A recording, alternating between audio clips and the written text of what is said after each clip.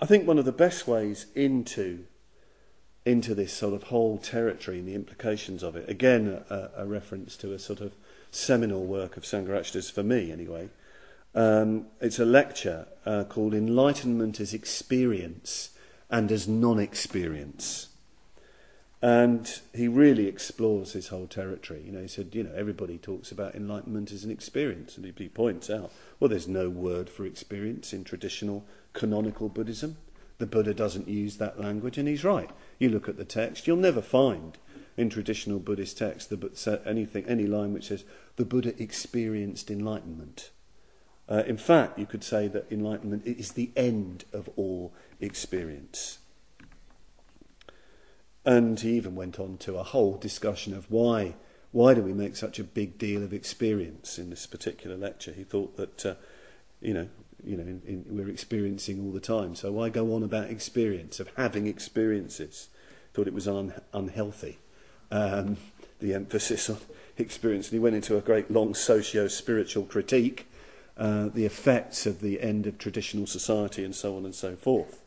And he points out how we can use spiritual life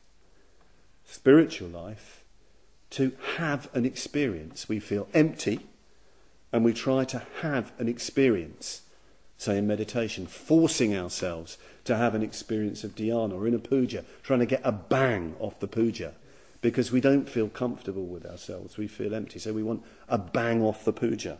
We want a bang off the Diamond Sutra. We want a bang off of, Padmavajra or other order members, as it were. No, don't. I don't. No, that sounds funny, doesn't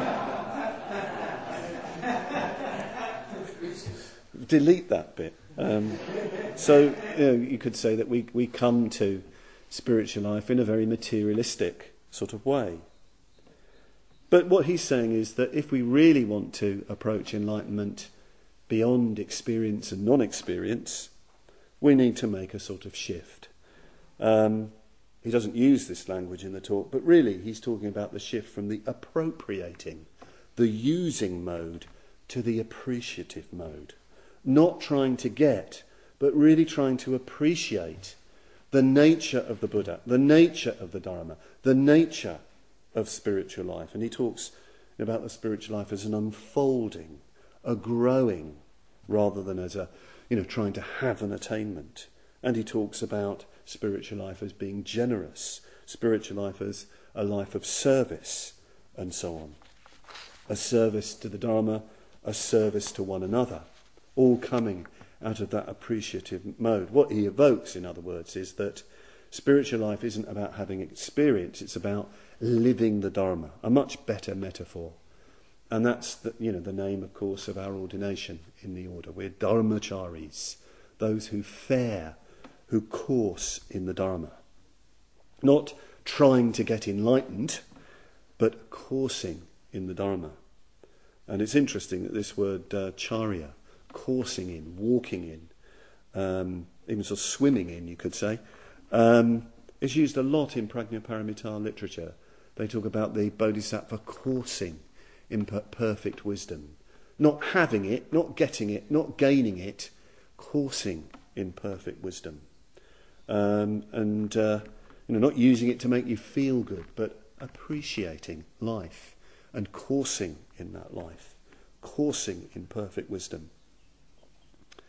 So coursing in perfect wisdom, we contemplate the true nature of the Buddha, the true nature of enlightenment. We contemplate in awed silence the profundity, the depth and sublimity of things. So Subhuti says, this Dharma, which I think here you can say, this reality, which the Tathagata has fully known or demonstrated, it cannot be grasped, it cannot be talked about. It is neither a thing nor a non-thing, neither a Dharma nor a no-Dharma. So that, saying it's neither a thing nor a no-thing, that no-thing, again, is attacking nihilism. Beforehand, Subhuti wants to sweep away grasping affirmation. He's concerned to get away from this idea, by saying that the Tathagata doesn't know anything. He's trying to get away from the way we grasp. He's trying to attack that, even so-called spiritual things. He wants to sweep that away. But in case we then form a notion, well, it's nothing, a kind of bleak, blank nothing, he says, well, it's not a no thing either. It's not nothing.